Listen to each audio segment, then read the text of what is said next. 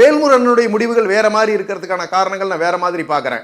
ஒருவேளை இது மாதிரியான சிந்தனைகள் அவருக்கு முதல்ல இருந்திருக்கு அப்படின்னு சொன்னா நம்மளுடைய சட்டமன்ற கூட்டத்தினுடைய கடைசி நாள் அன்று நம்மளுடைய முதலமைச்சர் அவர்களையும் திராவிட முன்னேற்ற கழகத்தையும் மிகப்பெரிய அளவில் பாராட்டி பேசினாங்க.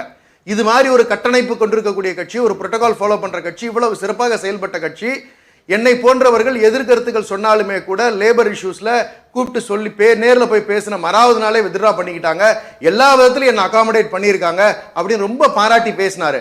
ஆனா இன்னைக்கு அவருடைய பார்வை இல்லை, நான் வெளியே போறேன் அப்படின்னு சொல்றாருன்னா சீட்டு மட்டுமே காரணம் இல்லை. ராமதாஸ் ஐயா அவர்கள் ஏதோ அழைப்பு விடுப்பது போல நான் பார்க்கிறேன். அன்புமணி அவர்கள் அங்க பிரச்சனை இருந்துச்சு வேல்முருகனுக்கு. அப்ப ராமதாஸ் ஐயாக்கு அடுத்து தன்னை அந்த இடத்துல நிலைநிறுத்திக்கிறதுக்கு ஒரு வாய்ப்பு கிடைக்கும் பொழுது அவருடைய எதிர்காலத்தை கருத்தில் கொண்டு வன்னியர் சமூகத்தினுடைய முகமாக இருக்கக்கூடிய அண்ணன் வேல்முருகன் தன்னை நிலைநிறுத்துவதற்காக ராமதாஸ் ஐயா அவர்கள் பக்கம் போவதற்கான வாய்ப்புகளை பயன்படுத்தி கொள்ளுகிறார். அதற்கு இங்க குற்றச்சாட்டு ஏதோ ஒன்று சொல்லிட்டு போகணும். ஏன்னா ஏற்கனவே கொடுத்த ஒன்று அவருக்கு கொடுக்கும் பொழுது அவருக்கு இது சிரமமா இருக்கிறதுக்கான வாய்ப்புகள் இல்லை. அப்போ அவருடைய நோக்கங்கள் வேறு என்னமோ இருக்குது அப்படிங்கிறத நம்மளால புரிஞ்சுக்க முடியுது. ஆனா ஒரு விஷயத்துல அவருமே தெளிவா இருக்காரு, என்டிஏக்கு நான் போக போறதில்ல, பாஜகவை எதிர்த்தது தான் அதிமுகவோடு நாங்க போக போறதில்லை அப்படின்னு சொல்லியிருக்காருன்னா அவருடைய நோக்கம் வேறு மாதிரியான இருந்திருக்கிறது.